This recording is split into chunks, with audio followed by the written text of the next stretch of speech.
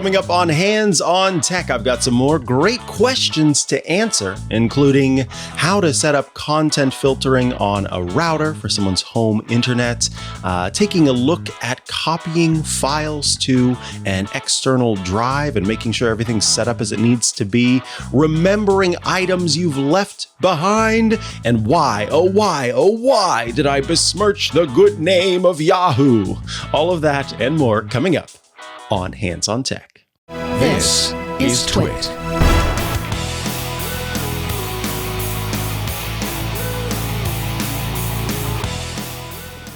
Hello and welcome to Hands on Tech. This is the show where I, Mikah Sargent, take your tech questions and do my best to answer them.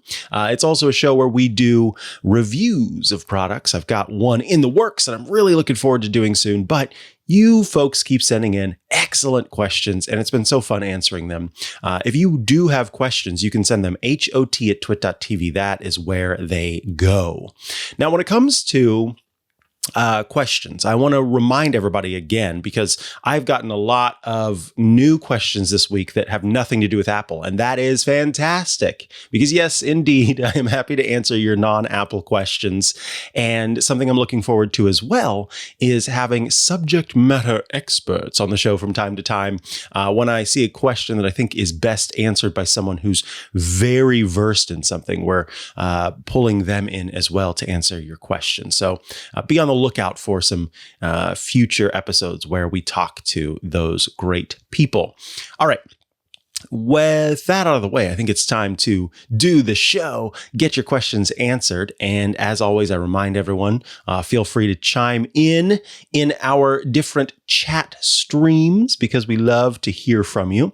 You can always tune in on Sunday to watch and, share your thoughts, your opinions, and everything in between. So let's take a look at our first question today, which comes in from Nani.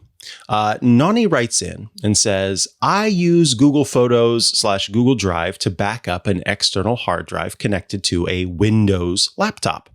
I now have a new SSD external hard drive connected to a MacBook. What is the best way to move my data from the old hard drive to a new hard drive and sync with Google Drive? Maybe download everything, many folders from the cloud to the new hard drive, then start from scratch? If anyone can help me, you can. Thanks in advance, Mikah. Okay, you had to go and say that part at the end to give me as much pressure as you possibly could, but you are correct. If anyone can help you, it is I, and I am here to help you out. This is actually something that's not too complicated, and it's something that I want to recommend doing rather than going through the process of downloading all of that stuff. That is not the fastest way to do it. That's not the best way to do it because chances are you're going to end up missing something and then you suddenly don't have it available to you. And that's not great because especially if you plan on getting rid of that drive or repurposing that drive, you want to make sure you have that, right? So here's what you should do. Very simple. You should clone that drive. You should take everything that's on that drive attached to the Windows machine, put it on the SSD, the new SSD, do this all locally, and then you'll have all of those files locally.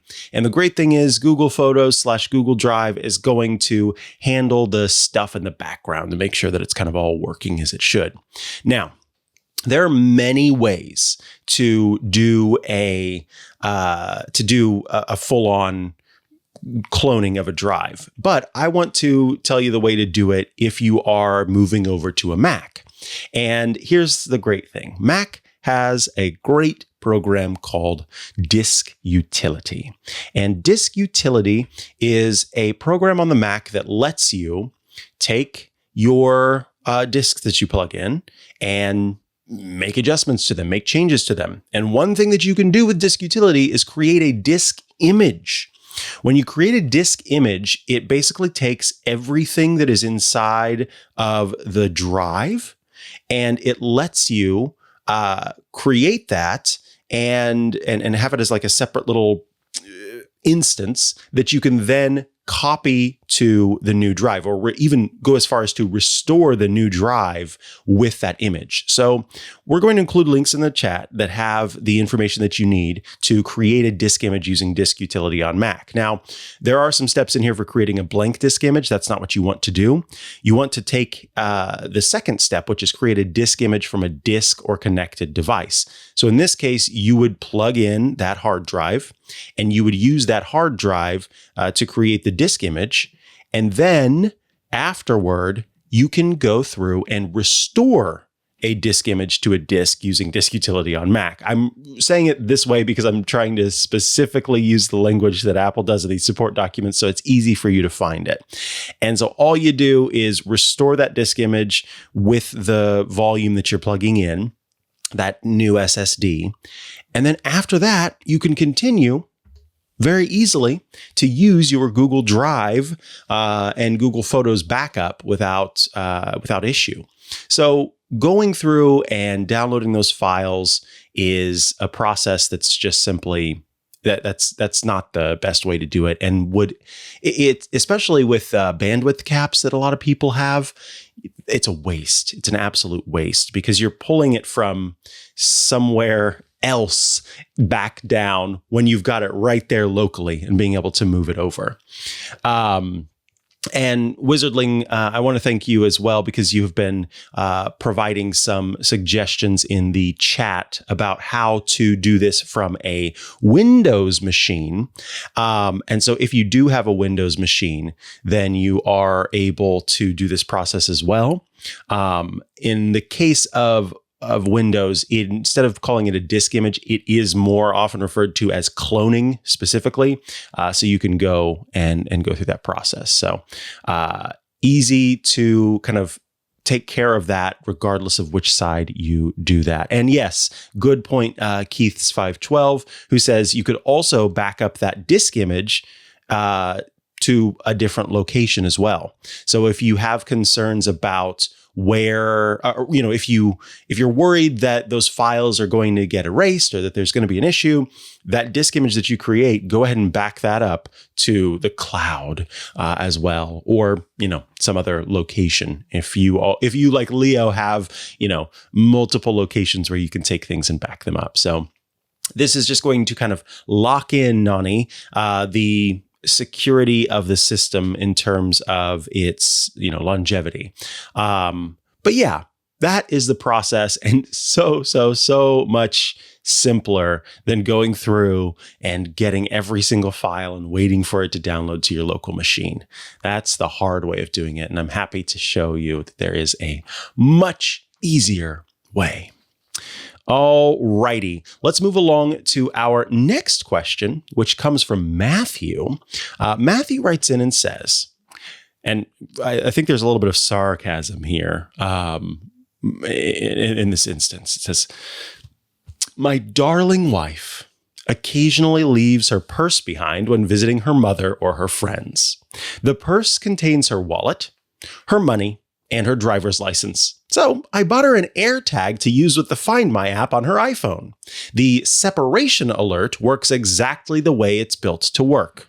As she drives away, it makes a teeny tiny little sound that she can't hear over the car's engine and displays a left behind message that she doesn't see because she's driving. Is there some way to replace these useless notifications with something else, such as a loud whoop whoop or other noise? Maybe using shortcuts or IFTTT, which is if this, then that, or some combination of the two." Great question, Matthew. You basically are saying, look, I bought an AirTag and it has this great feature where when you move away from something, you get a notification from the Find My app that says, this item was left behind. And as far as I know, you didn't want this to be left behind at this location. So you should know that you left it behind at this location. We have a guest visiting. And so we've been going to a lot of places, and, I've got different AirTags in different places, like my car, et cetera, et cetera.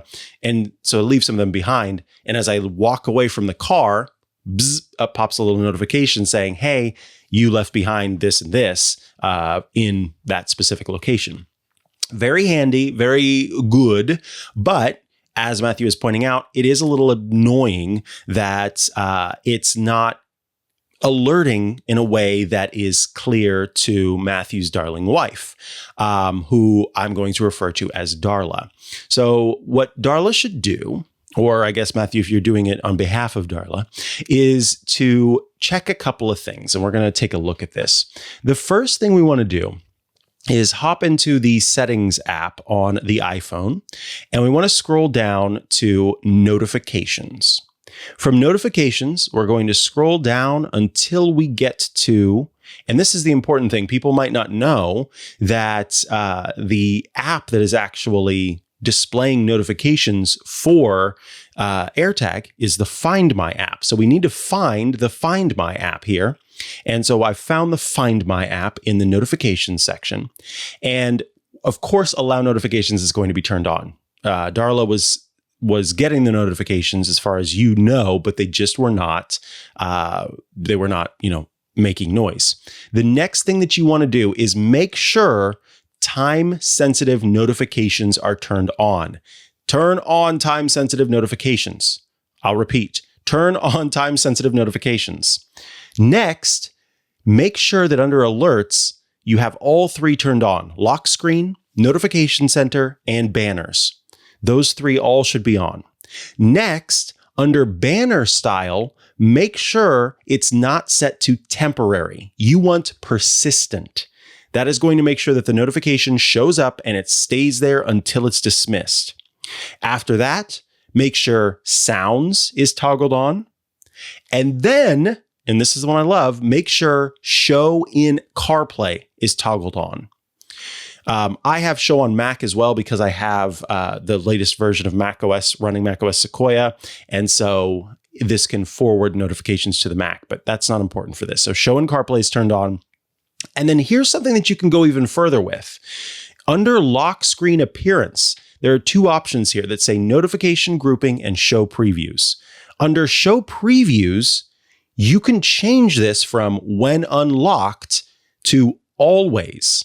And what that means is when a Find My notification appears, it won't hide what is happening on the lock screen. It will show the full notification even while the phone is locked. And then under notification grouping, you can just leave that to automatic. That's what it's set to by default. Now that you've got the notifications set as you want them, this is going to make sure that everything is coming through as much as possible. Your next step is to go into settings once again and tap on focus and then tap on driving. And once you're in driving, you want to make sure that you have the proper settings for when this turns on automatically. Because if Darla, hops in the car and the driving focus turns on, which it should, if that's what you've got set up, which is what it sounds like, then you want to make sure that Activate with CarPlay is turned on. So let me kind of step back. We went settings, we went focus, we went driving, we scrolled down to the bottom, and it says turn on automatically. We're going to tap on that section. And under activate, there's an option for automatically. There's an option for when connected to car Bluetooth, and there's an option for manually. I have when connected to car Bluetooth selected. And then beneath it, I have activate with CarPlay turned on. You want this turned on because that means that it is, instead of using your car's speed your phone's speed rather, and sort of velocity measurements to determine, oh, this person's probably in a vehicle right now, it will use the fact that CarPlay has been activated as the means of triggering this. And then, now that we've got that all sorted, we're going to do one more thing. We are going to launch the Shortcuts app. So we will find the Shortcuts app here, and we will create a shortcut under automation. So I'll tap on automation, and here, what we want to do is hit the plus sign in the top right corner and scroll down until we get to focus, or rather driving. because it's showing all 4 of the focus modes that I have, one of which is driving. So I tap on driving. So it says when turning driving on. I can do that, or I can also just choose when CarPlay connects. Either of these are fine. So if I tap when CarPlay connects, then I say run it immediately, and I leave notify when run turned off. I hit next, and then the thing that I want to do is choose new blank automation. From here, I'm going to choose, or I'm going to type in announce. I'm going to search for announce and tap on that. And what this does is it says turn announce notifications on. I can tap done. So all of that that we just did does this one thing. It says, if my car connects to CarPlay, then I want you to toggle on the feature called turn announce notifications on. Then you can set up one that says when CarPlay disconnects, turn announce notifications off. But what this does is it makes Siri actually announce notifications that are coming through. So Find My will then be announced over the car speakers, and you will have that notification letting you know you left your car behind. That said, I love this. I want to go back to the chat here. People have had some very good advice, which is that, hey, you could just put a Post-it note in the car on the dashboard that says, do you have your purse? That was from Scooter X. And let's see, somebody else said, well, yes, get into the habit. This is a good point, Wizardling. If you get into the habit of putting your car keys into your purse, you're never going to drive away without the purse, because your car keys are in there and you can't leave without your car keys. So that is an option that will help Darla, as we came up with, to remember the stuff that gets left behind. So once again, check in your notifications, and then you can create that automation in the Shortcuts app to automatically set announce notifications. Now I have to turn mine off because I don't need that. And so I don't want it announcing all of my notifications when I'm in the car. There you go. That is your suggestion, Matthew. And with that, I do want to take a moment to remind you all about Club TWiT. twit.tv/clubtwit. It's just $7 a month. And when you join the club, you gain access to some pretty awesome things. Every single TWiT show with no ads, just the content. You gain access to the TWiT Plus bonus feed that has extra stuff you won't find anywhere else, behind the scenes, before the show, after the show. Special Club TWiT events all get published there, and access to the members only Discord server, a fun place to go to chat with your fellow Club TWiT members and also those of us here at TWiT. We've got some great folks in the Discord this morning chatting with us. It's always a great time. Yeah, I think it's great too, joining the club and getting that TWiT Plus bonus feed, because you've got this huge back catalog of great stuff to go back and listen to and watch in many cases as well. On top of that, you gain access to the video versions of our Club TWiT exclusive shows like iOS Today, Hands on Mac, Hands on Windows, Home Theater Geeks. So be sure to check it out for that as well. And I should mention that we now have a referral program. So those of you who are already Club TWiT members, if you'd like to get a month free or more, yes, you can get multiple months free, then refer your friends to Club TWiT. Head to twit.tv/clubtwit/referral. And that has all the information that you need to know about how to refer your friends and family members and get free months of Club TWiT. And we appreciate it through and through. We appreciate your support, and we appreciate you telling your friends about the club. So good luck. Let's get some referrals going, and we look forward to it. All righty. Back to the show. Our next question comes in from Calvin. Calvin has a pretty simple question. If my router doesn't feature built-in content filtering, like blocking certain sites or ads or trackers, etc., is there a way for me to filter out these things? So this is a great question because, yeah, there are some routers out there. I would say a lot of modern routers do have some sort of, parental controls sort of situation.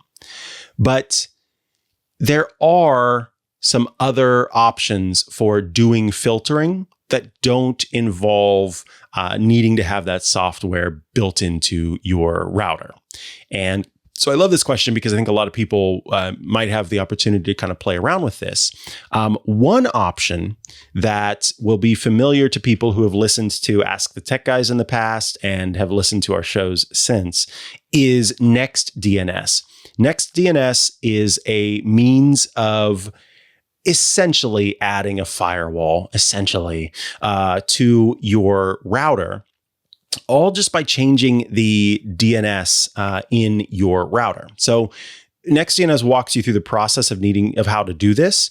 You can do it locally on devices. So you can set it up independently on an iPhone or an Android device, but you can also do it on your computer itself. So you can do it on your Windows machine, your Mac. The way that I like to do it is simply by doing a router change. That is my way of taking care of it, because it just means that every device that connects is going to be using this to actually access the router or the internet.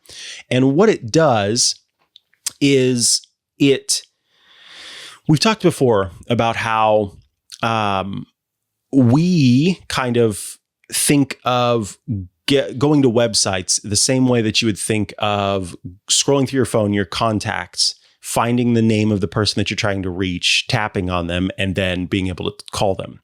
But what the phone is actually doing is using the phone number, not the person's name, to place that call. Same thing online. We are using a name like TWiT.tv, but in the background, it has a number that it's using to actually access the TWiT.tv site. The phone book, the contacts app that takes my intent of looking at a name and turns it into the number that needs to be called, that's where NextDNS plays. It plays in that space. So when I dial by tapping on a name, when I go to a website, in order to do that lookup process, that process is filtered through NextDNS, and that gives it the ability to stop certain things from actually reaching you, because it can say, these are the things that we're not going to dial whenever we're trying to get to this specific site. I want to mention a couple of other options. I will recommend one other, which is, as Wizardling has reminded me, I agree, out of sync. I don't like that they call it a firewall, because it's really not a firewall. It is completely separate from what it does in the background, which is DNS filtering. Probably it is. I agree, out of sync. It's a little bit kind of off. But anyway, back to this before. Pi-hole is another option. It depends on, Calvin, how sort of techie you are, but a Pi-hole is a program that you set up on your Raspberry Pi, a little computer that you connect to your router, and it takes care of that DNS filtering, and it can do quite a bit. Pi-hole is pretty powerful. Again, you are going to want to really know what you're doing, because there are a lot of options. There are a lot of settings. There are a lot of toggles. There's kind of a little bit of a setup process. They have sort of a simple way to do it and then a more complicated way to do it. But I have found in the past that it led to some friction when certain sites were just not loading, or occasionally apps would fail because they needed access to things. So it can be a little bit heavy-handed, and that's something to be aware of. And then Wizardling is also recommending, and this is where I'm saying I'm not going to recommend this because I haven't used it, but it is another option, a service called Control D, and that's available at controld.com. I assume it's pronounced, I was going to say it's probably pronounced controlled. However, it doesn't seem to be that because there's a space between Control and D. So yeah, okay, it is Control D. Also a DNS system, and it has quite a bit of customization rather. Also works on Windows, on Apple devices, on iOS, on Android, on Linux, on the router, in the browser, etc., etc., etc. So if you don't like NextDNS, Control D might be an option for you. But all of these will work without needing to have that software built into the router. So thank you, Calvin, for that question. It was a great question that I think will be helpful to many people. All right. Our next question comes in from Christian. Christian is actually providing some follow-up to a response that I had last week to a user who was having trouble with their email provider. Christian writes, regarding the alternate email address, what do you have against Yahoo? My main email address is an AT&T.net address, which is really some kind of a Yahoo/AT&T technical mishmash, and I am just curious. Thank you for asking, Christian. And also thank you for specifying at the end that you're just curious, because it would be very easy to read that as, what do you have against Yahoo? And you made it very clear that that's not at all, your intent. So here's the thing. Yahoo has been around for a long time, which is great. And in the beginning, it was a fantastic email program and one of the only email programs available for free for users. And so lots of people have had Yahoo email addresses over time. Fine.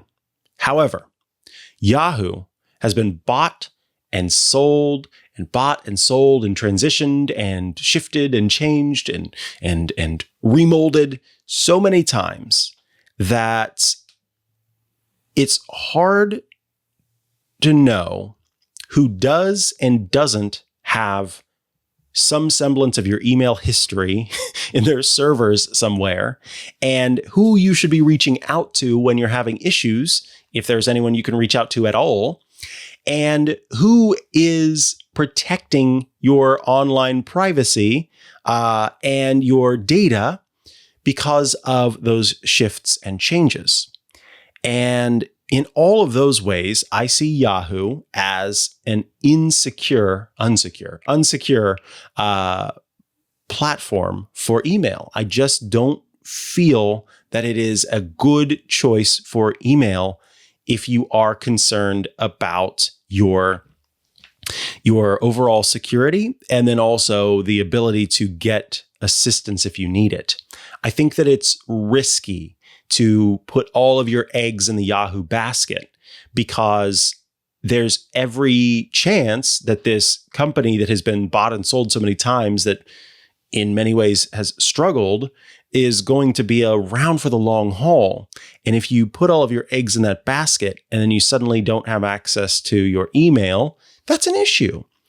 And that's why we've advocated in the past and continue to advocate for paying for your email. And that's not something that everybody can do. And that's totally understandable. But that's the real reason behind why we've advocated for that. If Google started to be bought and sold and change hands and go to equity companies and that kind of thing, if it became the Red Lobster of tech, then absolutely the same thing. I would stop recommending Google as a free option. As it stands, Google is a good free option with the necessary understanding that you are the product and everything that comes along with that. So ultimately, it is a security factor. But then there's also a secondary wrinkle. And it's one that I don't think, Christian, you need to worry about. But it's certainly one that I am very aware of. And it's that I've been part of the hiring process, not at TWiT, but at companies that I've worked for in the past. And I've been part of recruitment efforts for different groups and things that I've been a part of, and sort of talent hunts kind of a deal. And the number of times that there has been the observation of and a joke about someone having a Yahoo email address and a drop in, frankly, the respect that the people had for that person due to their email address is greater than zero. It in a way, depending on the group, communicates a lack of awareness of the inherent security concerns and potential impact of this very old school email program. So yeah, I think it's retro. It's in some groups kind of embarrassing, but all of that doesn't matter, I know, to a lot of sort of techie, nerdy folks. And so that is where I go to simply say, I think it's about security. It's a matter of making sure that you're using an email program where so much of what you do relies on having that email program be something that is modern, that is run by people who are at the very least more tech focused than like the current owners of Yahoo and its subsidiaries. And all of that plays into why I reacted the way I did about Yahoo and recommended against it. All right. Let's move along to our final question today, which comes in from Clint. Clint writes in and says, "Hi, I was wanting to know some things about Telegram messaging service. I have some questions about this platform. I would like to use Telegram on my Windows desktop. I was curious if Telegram is safe to use as a normal user. I do not have a VPN. I was just wanting to know, should I use a VPN to use Telegram? The reason I am asking this is because I want to make sure my IP address does not get hacked. I was also curious to know, is there a security feature on Telegram which can hide my IP address from spammers and hackers? What are your concerns and your positive feedback?" So,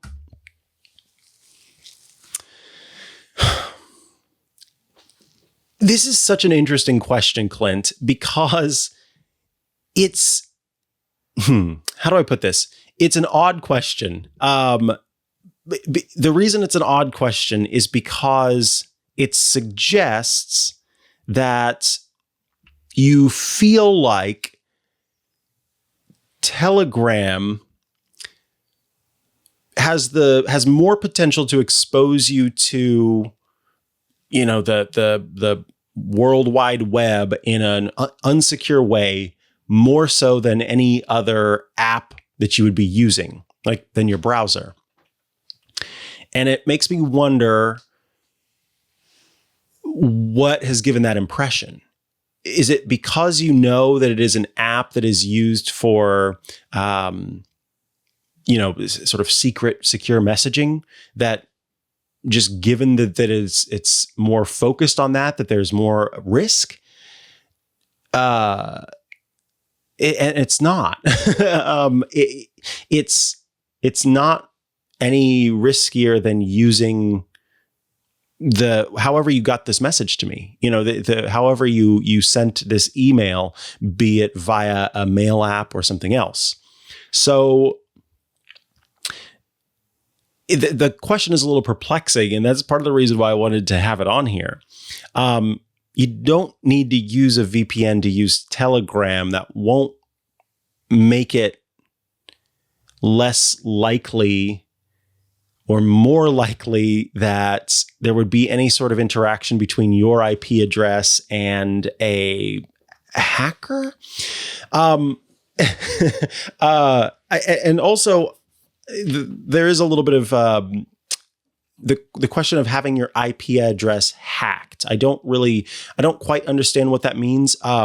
If you mean having your IP address exposed to the World Wide Web, then you should probably just be using a VPN all the time.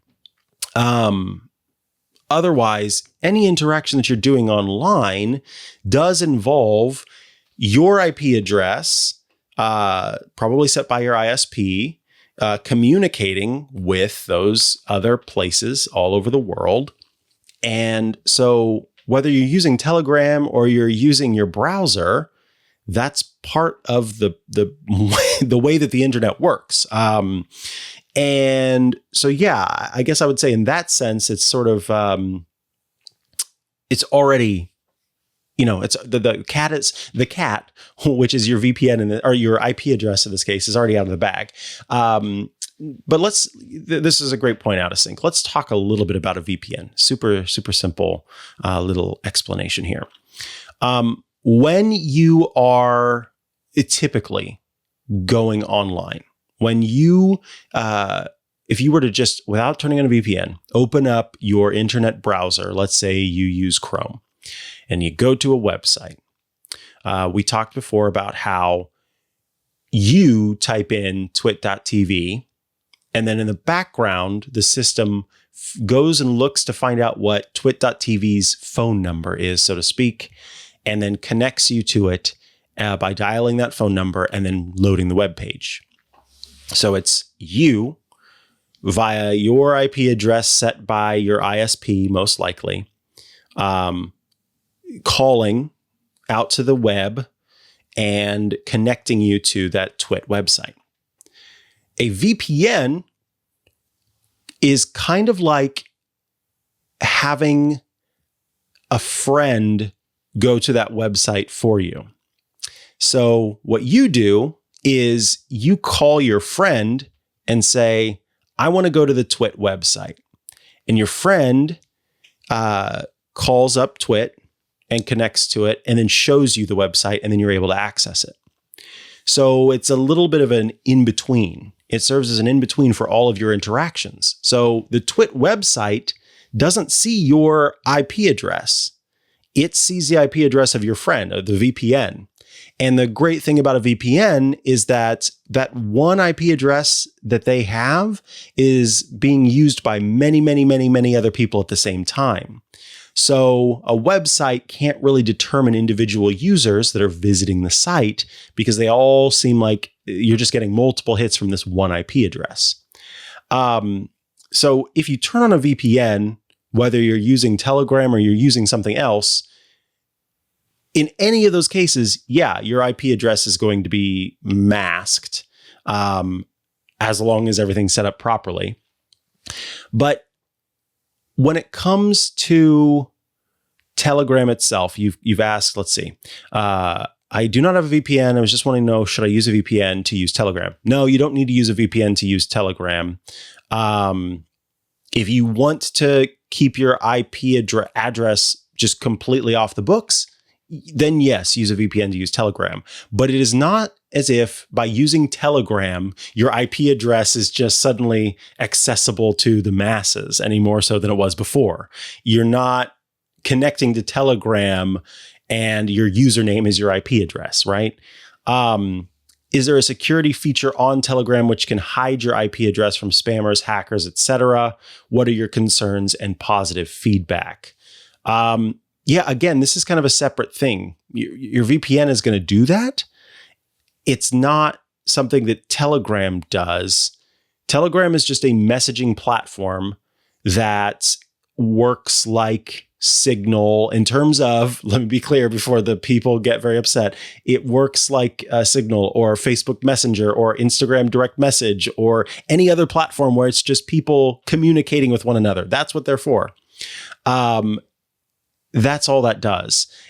Telegram is it's a potentially encrypted messaging platform, but that's a whole nother thing. You can learn more about that on Security Now. So yeah, this is a weird question. It's almost as if, Clint, you're instead asking, this question would make more sense if you replaced the Telegram word with, going to the dark web, right? I was wanting to know some things about visiting the dark web. I have some questions about this platform. I would like to visit the dark web on my Windows desktop. I was curious if the dark web is safe to use as a normal user. I don't have a VPN. I was just wanting to know, should I use a VPN to visit the dark web? The reason I'm asking this is because I want to make sure my IP address does not get hacked. I was also curious to know if there is a security feature that I can use while visiting the dark web, which can hide my IP address from hackers. What are your concerns and positive feedback? Right? That makes more sense. That is almost, and so visiting Telegram does not expose you anymore to the crooks and criminals of the world. That is its own kind of separate thing. And yeah, as somebody was pointing out, I think it was Matt pointed out, knowing your IP address doesn't mean you're going to get spammed. That is not how someone is able to send you email spam, right? Like that's not how it comes through. Yeah. So Clint, I guess to answer your question very simply, if you want to mask your IP address, regardless of the program you're using, use a VPN. It doesn't matter what program you're using. It's not that Telegram is any different from the others. Just use a VPN to mask your IP address. But using Telegram does not expose you anymore to the people who would use your IP address nefariously than using any other program. Unless, I guess, you're going into Telegram and finding some group called like Hackers Are Us and going in there and saying, "You all suck." Yeah. And that way you are exposing yourself to stuff. So that's what I have for you. Paul points out part of the way VPNs sell themselves as protective of your IP address is like it's some sort of magic. I can understand the motivation of the questioner. Exactly. And that's the thing. I understand the motivation of the questioner. And that's why I wanted to put this question up. But I also wanted to make it clear why your question would be a little bit perplexing, because it's informative of the kind of misconception that exists here. And I want to make sure that you feel informed and secure, that you don't have anxiety about using a program that is just like any other program. But at the same time, you're aware of what it does mean to use that program just like any other program. So there's not more worry with this. It's just one way of doing things with the same potential issues that any other service would have. So Clint, I never do I hope you feel discouraged to ask these questions. They're good questions, and they're questions that help to clarify things for some users. So I appreciate you writing in to ask about this. But yeah, if you have more information about what you'd like to know about Clint, then about Telegram, then feel free to write in again, hot@twit.tv. With that, we have indeed reached the end of this episode of Hands on Tech.